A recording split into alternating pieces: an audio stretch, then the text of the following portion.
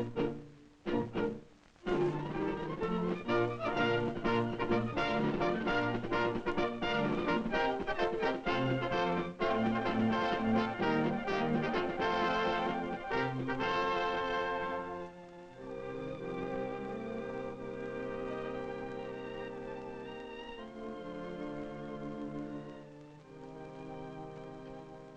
know, they say it takes all sorts of people to make up a world.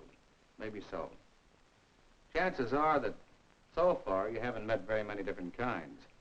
Your family and friends, the people at school and church, they're all pretty much the same kind of people. But when you go into service, you're going to meet new people. Different kinds of people. And one of the people you're going to meet is you. Yes, when you leave home and go into service, you're going to come face to face with yourself. How do you see yourself? What kind of guy are you? Some fellows see themselves as big shots, almost single-handedly defending the nation. Some see themselves as cut loose from home, free to forget the standards they lived by, free to try anything and everything. Some see themselves as good servicemen, out to do a job as best they can and get the most out of it. And some guys, well, you can go in without having thought out the role you're going to play in service and afterward. There'll be opportunities to cut loose and do things you've been brought up to believe are wrong. It takes a lot of courage to stand up to what you believe in. It's a lot easier just to go along. You may not want to go, but unless you've thought things out in advance, you'll be an easy mark. Now, what's wrong with having a little fun? The trouble is, when you lack this clear picture of yourself and your character, you have a hard time stopping something once you've started it. That's what happened to Al. Well, this same sort of problem comes up in any branch of service, but I happen to have been in the Navy, and I know about Al.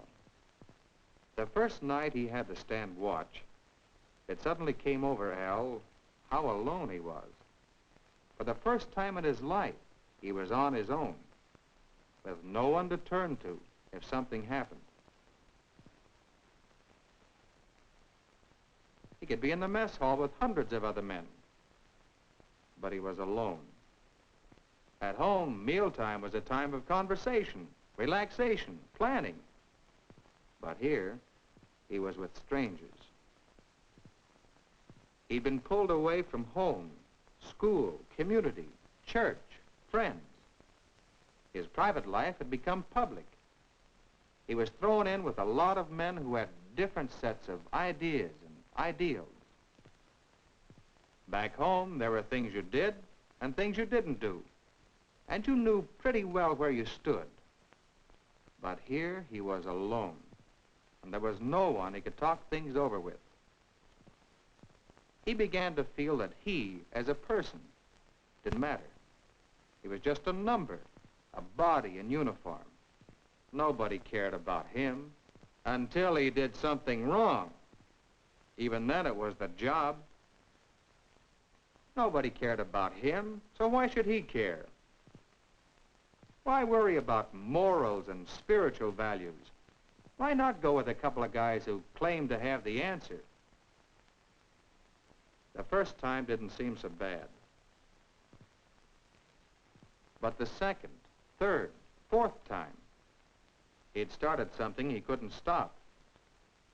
Al didn't feel right about doing some of the things they did. It wasn't a matter of approving or disapproving their actions. It was just that he didn't want to go along.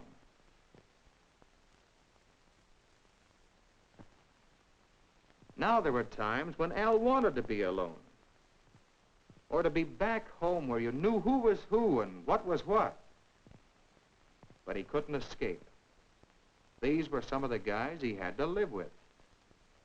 Yet he found it harder and harder to live with himself. When Al finally talked to me, He had reached the point where he felt he was no good to the Navy and no good to himself and, well, just about washed up. Now, I don't want to scare you by suggesting that every guy in service cracks up. Of course they don't. But when you enter service, you face a change. You'll have a lot of new moral decisions to make for yourself. So you'll be smart to get ready for it. Sooner or later, you'll have to face up to being the kind of guy you want to be. Now's the time to decide. What can you do to get ready? Well, take our friend Carl. Remember? He faced the same problem as Al, but he met it on an even keel because he had a clear picture of the kind of person he wanted to be. How had he formed that picture? Well, let's look back into his life. In school, one of the things Carl wanted was a spot on the varsity baseball team. But there were so many other things to do. Come on, let's go swimming. Have some fun. Carl had a decision to make. Going swimming now would take him away from practice. Skipping practice would hurt his chance of making the team. And making the team was part of the picture Carl had of himself.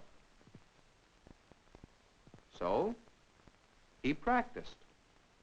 Carl made his decision by applying what we call the test of common sense. If you have ability to do something worthwhile, isn't it common sense to live up to the best that's in you?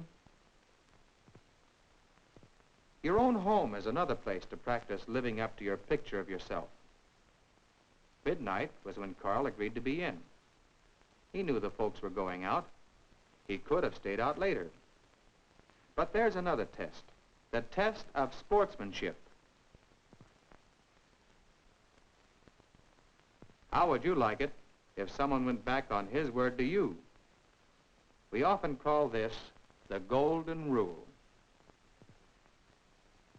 Your community offers many opportunities for you to develop good moral habits, or the other kind. When you have decisions to make, think about that person you want to be. Try the test of publicity. If you went in, would you want it known to your family and other people you really care about? Your church is there to show you the way, to teach you the basic moral and spiritual values that men live by. Again, the decision is up to you. Do you want to go the way the church teaches, or some other way? Apply the test of looking ahead. Look ahead, because when you choose the start of a road, you also choose the end. With any moral decision you have to make, finally, there's you, yourself. Whether your action is discovered or not, one thing is sure. You'll have to live with what you do. To cheat or not to cheat, apply the test of self-respect. Would you be able to face yourself? Would you have a guilty conscience? Would this action jibe with that picture of the kind of person you want to be? Yes, school, home, community, church, all offer opportunities for you to practice facing the moral decisions you'll have to meet in service. And there are things you can do after you're in service, as Al discovered. First of all, find other men who believe as you do. There are plenty of them. Let them help you stay true to yourself. Of course, you're going to have to live with all sorts of people and get along with them. But you don't have to be like them. You'll find other resources, too. Men in the recreation office can help you find activities and companions of the sort you're looking for. The librarian can guide you to books and magazines that may answer questions that are bothering you. Writing to your folks and friends helps you feel that you're still with them and remember that you'll be going back to them. The Red Cross is near at hand, making a full-time business of helping with the problems that come up when a man's away from home. Some men may scoff at taking your troubles to the chaplain. Let them. You go your way. The way that's consistent with your own picture of yourself. The picture of the guy you want to be in service and the guy you want to be when you come home from service. Think it over, will you? Sooner or later, you'll have to face up to deciding what kind of person you're going to be. Working at it now is a big part of your getting ready for service.